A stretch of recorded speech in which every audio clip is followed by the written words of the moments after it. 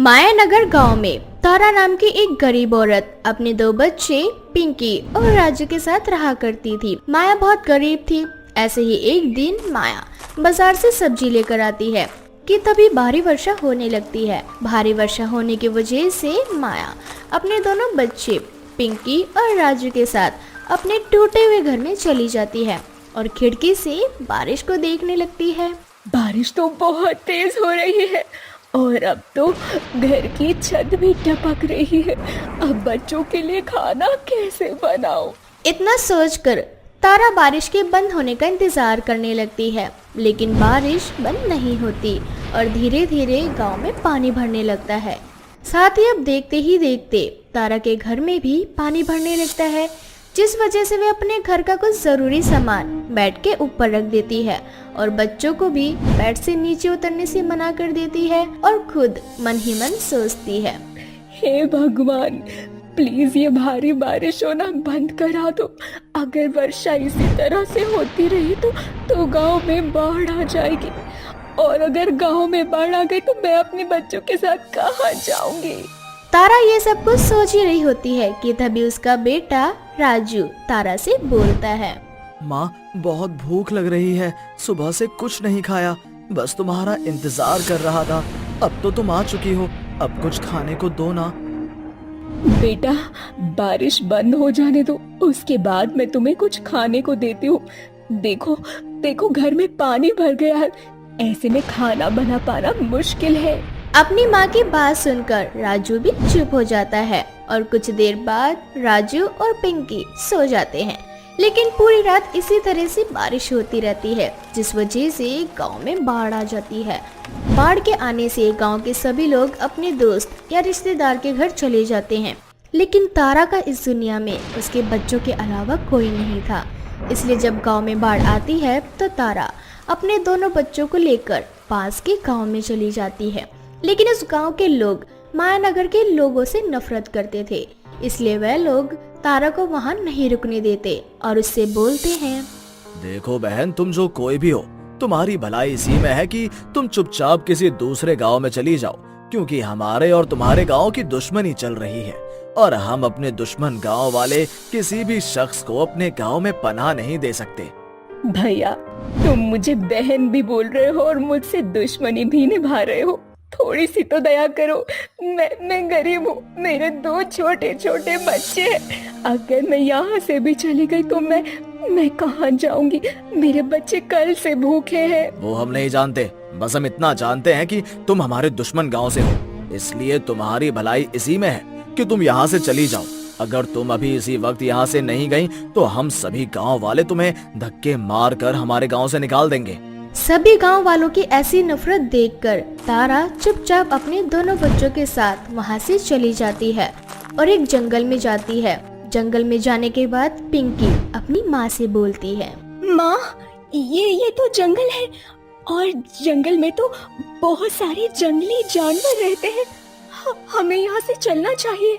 हाँ बेटा, हम जंगल में हैं, परंतु हम यहाँ से कहीं नहीं जा सकते क्योंकि गांव में बाढ़ आ चुकी है और ये बाढ़ धीरे धीरे एक गांव से दूसरे गांव तक पहुंच जाएगी। हो सके तो इस जंगल में भी बाढ़ आ सकती है, परंतु ये जंगल गांव से ऊंचा है तो यहाँ बाढ़ को आने में समय लगेगा। जब तक यहाँ बाढ़ नहीं आती हम यहीं अपना गुजारा करेंगे। और देखो, हम जंगल से ज्यादा अंदर नहीं है, इसीलिए हमें जंगली जानवरों से भी खतरा नहीं है, परंतु फिर भी हमें इस जंगल में अपने लिए एक छोटा सा घर बनाना पड़ेगा ताकि हम जंगल के जंगली जानवरों को खुद से बचा सकें। पर माँ, हम यहाँ पर अपना घर कैसे बनाएंगे? लकड़ियों से बेटा। ठीक है माँ, फिर मैं भी आपकी मदद करूँगा घर बनाने में। माँ, मैं अभी पेड़ों पर जाकर सारी लकड़ियाँ तोड़ लाता हूँ। नहीं बेटा, हमें पेड़ की लकड़ियों को नहीं तोड़ना। पेड़ से ही तो हम जीवित हैं। ये पेड़ हमें ऑक्सीजन देते हैं, फल देते हैं और हम उन्हीं को काट दें, ये सही नहीं होगा। हम इन सूखी लकड़ियों से अपने घर को बनाएंगे। वो देखो, वो कुछ सूखे बांस के पेड़ और जमीन पर पत्ते और लकड़ियां रखी है ना, हम उन्हीं से अपना घर बनाएंगे। तारा के बोलने पर पिंकी और राजू उसकी मदद करने लगते हैं और सूखी लकड़ियों को जमा करने लगते हैं।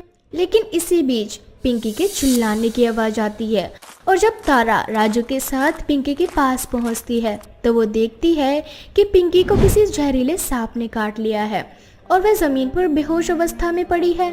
जिसके बाद तारा के आंखों के आंसू नहीं थमते और वह रोती हुई भगवान से बोलती है, हे भगवान, आखिर मेरा क्या कसूर है जो तुमने मेरी जिंदगी में इतने दुख लिख दिए। आखिर मेरी गलती ही क्या थी? पहले तो तुमने मुझसे मेरा पति छीन लिया, फिर घर और अब बेटे को भी। हे भगवान, ये सब क्या हो रहा है मेरे साथ? तारा रोकर भगवान से शिकायत कर ही रही होती है कि तभी एक आकाशवाणी होती है। तारा, ये सब तो बस तुम्हारी एक छोटी सी परीक्षा थी जिसमें तुम सफल हुई।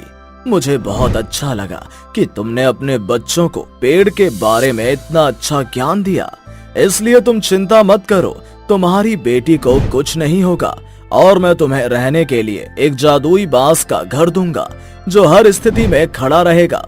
अब से तुम अपने बच्चों के साथ यहीं रहना। अब कुछ देर बाद पिंकी को भी होश आ जाता है। पिंकी के होश में आने के साथ ही वहाँ अपने आप एक जादुई बांस का घर भी बनकर तैयार हो जाता है। जिसके बाद तारा अपने दोनों बच्चों के साथ उस घर के अंदर आती है। माँ, आपने ये घर कब बनाया? ये घर तो अंदर से बहुत सुंदर और बहुत बड़ा है। दीदी, ये घर माँ ने नहीं बनाया, ये घर तो जादुई है जो अपने आप बनकर तैयार हुआ है, वो भी सिर्फ और सिर्फ हमारे लिए। जादुई बांस का घर बाहर से जितना छोटा होता है अंदर से उतना ही बड़ा, मानो जैसे वे लोग किसी महल में आ गए हो। उस घर में तारा और उसके बच्चों के खाने पीने और जरूरतों के सामान और चीजें रखी थी, साथ ही पैसा और कुछ गहने भी। अब तारा अपने बच्चों के साथ उसी जादुई बांस के घर में रहने लगती है। तभी जंगल में भी तेज वर्षा होने लगती है और तेज वर्षा होने की वजह से सभी गांव में बाढ़ आ जाती है। कुछ देर बाद उसी गांव के लोग जंगल में आते हैं जिन्होंने तारा को निकाला था। तारा को उस गांव में बांस के घर में देख सभी लोग उसके पास आकर उससे मदद मांगते हैं, जिस पर तारा उन सभी से बोलती है, मैंने आपको पहले भी समझाया था कि बाढ़ किसी का नहीं होता। आपने मुझे बहन कहकर अपने गांव से निकाल दिया, पर मैं ऐसा नहीं करूंगी। आप सभी लोग मेरे घर में आ सकते हैं, क्योंकि बाढ़ का कहर क्या होता है मैं बहुत अच्छे से जानती हूँ। इतना बोलकर तारा उन सभी को अपने घर में आने देती है। लेकिन जादुई बांस का घर उन सभी बुरे लोगों को अपने घर से धक्के मारकर निकाल देता है, जिनके मन में लालच होता है, और कुछ अच्छे लोगों को उस घर में आने की इजाजत देता है। जैसे ही गांव के लोग उस घर में आते हैं, जादुई बांस का घर अपने आप बड़ा हो जाता है और उनके खाने पीने की व्यवस्था भी हो जाती है। जिसके बाद सभी लोग उसी जादुई बांस के घर में रहते हैं और बाढ़ के खत्म होते ही सभी लोग एक बार फिर से अपने अपने घर चले जाते हैं। लेकिन तारा अपने बच्चों के साथ उसी घर में हमेशा के लिए खुशी खुशी रहने लगती है।